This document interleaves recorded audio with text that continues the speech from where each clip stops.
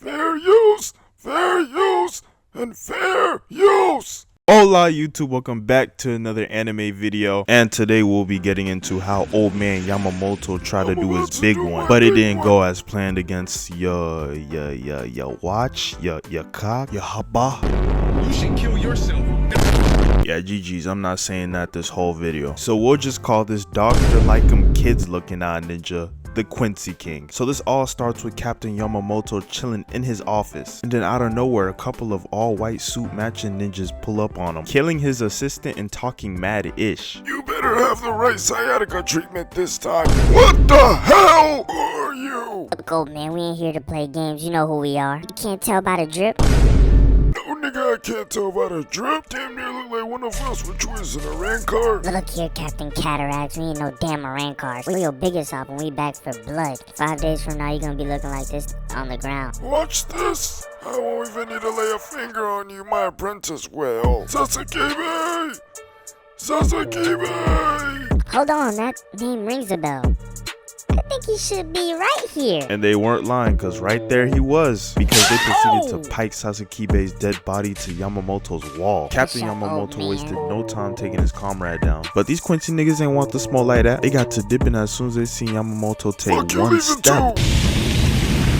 Can't blame them. They would have been looking like my drunk uncle's first batch of food on the grill. Meanwhile, that was taking place, they was trying to take Ichigo out at the same time. Summoning a cannon-like weapon, this random starts to shoot down Ichigo, but doesn't hit a damn thing. The way Ichigo is cutting through those blasts, it's looking like man's is using a gel blaster. With one more attack, Ichigo cuts through it like a loaf of bread and finally decides to get serious. But what left me bewildered is, why did Ichigo have to use Bankai at this point? Homie literally didn't hit a single shot he was shooting. This is the first time I seen base form Ichigo play with his food. Now I don't know if Ichigo is trying to go for extra swag points here, or whether they were trying to show us the plot of the 1,000-Year War arc, but homie said Bankai! And then the Quincy dude automatically took out his Pokeball and said, give me those. But meanwhile, at the Soul Society, dying Sasuke had to say this. I'll get back for phone now.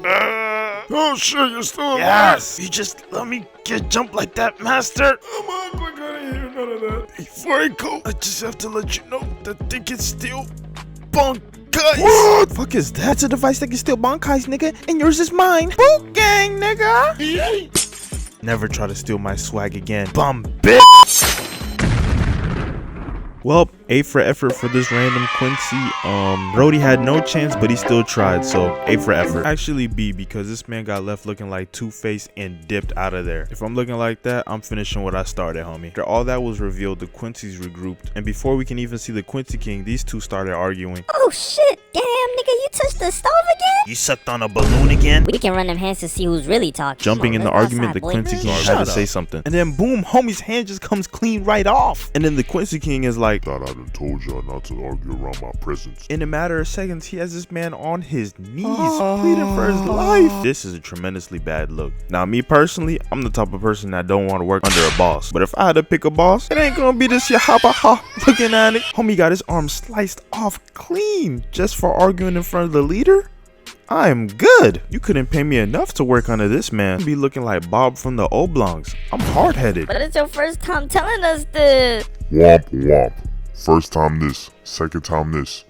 Man, it's my last time. What you mean by last time? Pop goes the weasel. Man, I would have been out of there. But half-baked sorry. Quincy thought shit was sweet and started apologizing, Did I but tell you big to homie speak? wasn't hearing none of that. If this how big homie treating his comrades, how you think he's gonna treat the enemy? Give this man Hall of Fame menace the way he's about to treat the world. Menace to society? More like a menace to the Soul Society.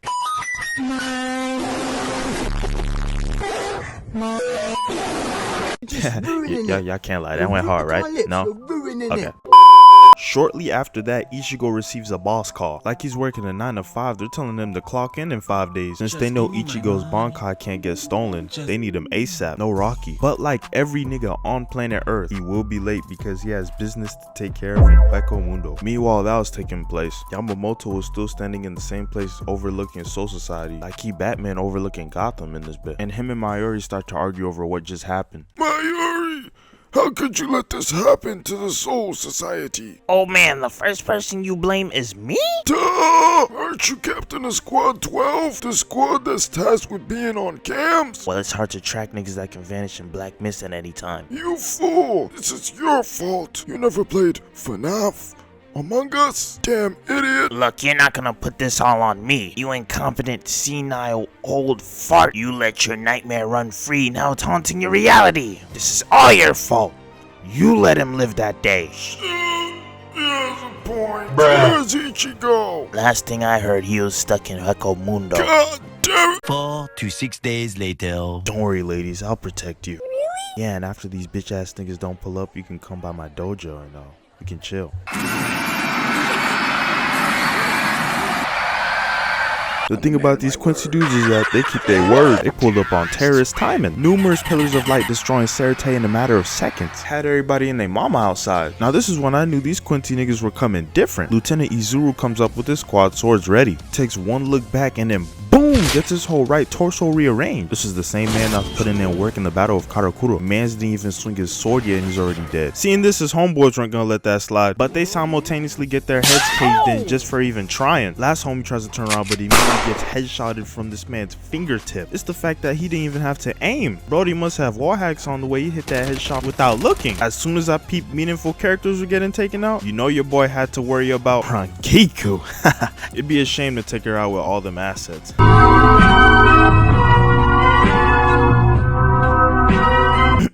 Moving on, things aren't going so well for our Reapers. Their ace in the hole is still stuck in Mundo.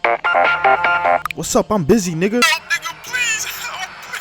Your only chance, I'm hiding right now. Man, take your punk ass on and call Byakuya. He dead. Renji? Deceased. Rukia? She's passed. Not my sneaky link. Now let's run you through how that happened. We have Byakuya versus Illumi? Killua's older brother? I see what happened now. The Quincy's hired them a Zoldyck to get the job done. Quincy King thought a real nigga wouldn't notice. But I did notice. And I noticed this man Byakuya's Bankai is gone within the first second of battling this man. After he loses his Bankai, all he can do is stand there and gets his own ability spammed on him countless times until he meets the Wu.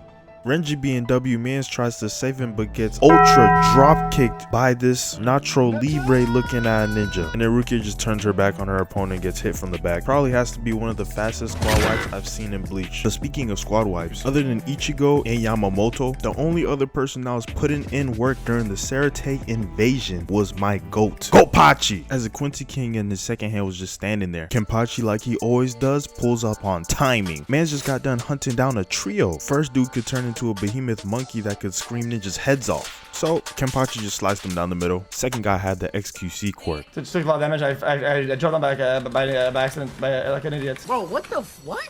After listening to his yap session, you know what Kenpachi did? Tore his neck off. Now the third guy had the ability to turn into people. But if you watch the Ray Guy arc, you know how that ends. But the weird thing about all of this is that this ninja had to go back and pick up all of their dead bodies just to bring it back to the Quincy King. Like a dog bringing back prey. This man is sick. But you do have to have one sick, deranged mind to take on the strongest person invading your capital. That's why he's the GOAT! The GOAT! Meanwhile, Hisagi is getting his ass handed to him by this Maxwell the Singer looking at ninja. As he should, because he has one of the worst tattoos in anime history. It's so sad because he looks cool, but man's chose to twin with the rat from New York. Man's put a sexual position on his face. Homie got a permanent choker tatted around his neck, what looks to be tape tatted around his nose. Ban this man from the tattoo shop now. Have a good night. Then Hisagi almost gets picked off by this man's light spear, but it gets deflected by Yamamoto in the nick of time. Seeing the OG before his eyes, this man Maxwell starts crying, laughing for some reason. This man has to be a top tier troll because he was waiting on Yamamoto the whole time just to back out his dead homie's Bankai and zap him to death.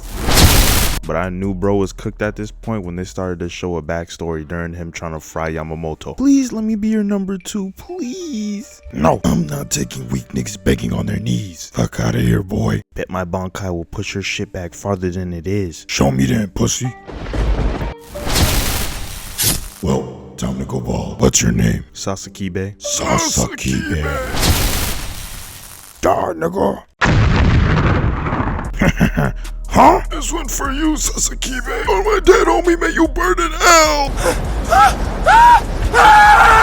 Time to focus on training than the weak ass tats. The youngin' these days. The time has finally come for Yamamoto to get active. After turning dude into a pile of dust, he's on his search to find Yhwach. But last time I remember, he was fighting my Kenpachi. Oh nah, he has him by the neck. As he was about to squeeze, the nigga almost started tearing. Oh, nigga, you gay.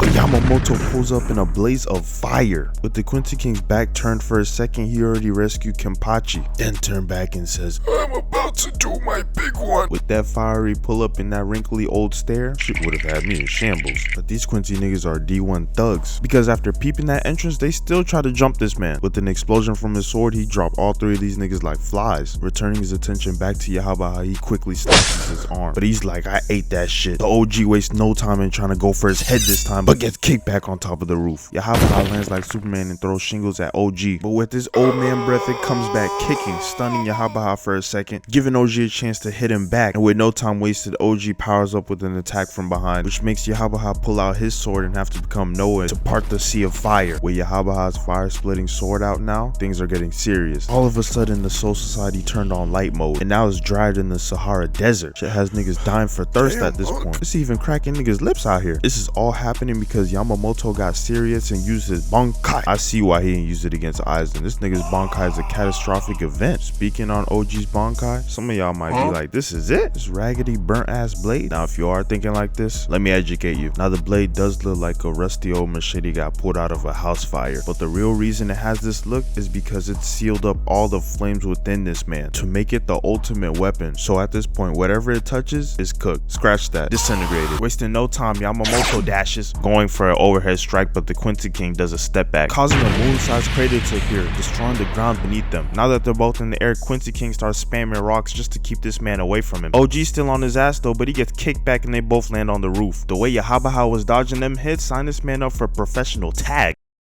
You haven't changed a bit, huh? Always running just like last time. Come get a taste of the blade that killed so much of your homies, you bitch! I'ma make you watch your mouth, old fuck nigga.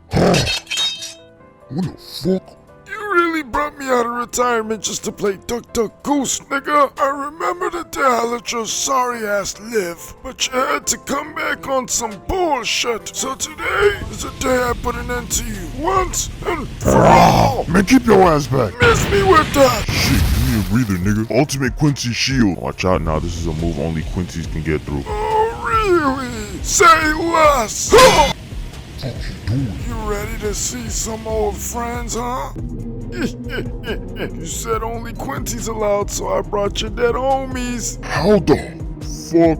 Say hello, you joining them soon. How are you able to even do some sick shit like this? I take souls for a living. You don't think I can bring him back? Victor, is that you? Jim? Sarah? Oh no, not the whole gang. Shut up, nigga. I had homies that died too, but you'll be joining them today. Finally putting an end to the Quincy King, the OG could release his Bankai. Because you know, during that whole fight, the Soul Society was dying. You know it was hot because as soon as he released it, it started downpouring. As the OG started to leave, he could hear the dying Quincy King saying something under his breath. Dada, are you coming? Dada, are you still coming? Nigga, what? I want to see you one more time before I go. What the hell are you talking about? He's here. Who's here, nigga? Oh, don't tell me. That was a double, my nigga. Trash one at that. OG hearing that, he knew he was fried. My man spent the last 2 episodes using up all his Ryatsu and pulling up his ancient Bankai just to find out that the Yhwach that he killed wasn't the real Yhwach. Dada, are you proud of me? Man, shut your dumb ass up. Ain't your damn daddy. Where were you this whole time? Talking to Isaac. What? Meanwhile, What can I help the Quincy King with? Well, all I want is for you to fight under me. And if I say no? Conversation's done. No. Wait, hold on a second. Hold on. Michael!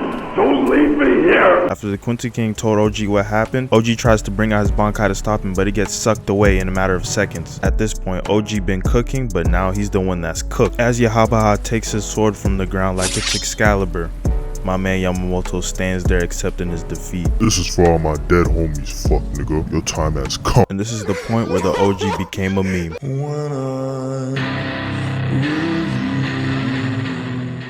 And boom, that's when OG Yamamoto's life was ended.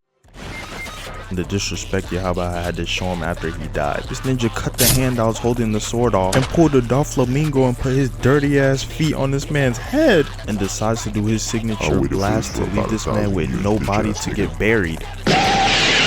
And then the Quincy invasion ended there and they dipped. But before that, Ichigo clocked in late and had to run his runs with the Quincy King. That's all I have for today, folks. If you want more from me, like, comment, and subscribe. And I should see you in the next video.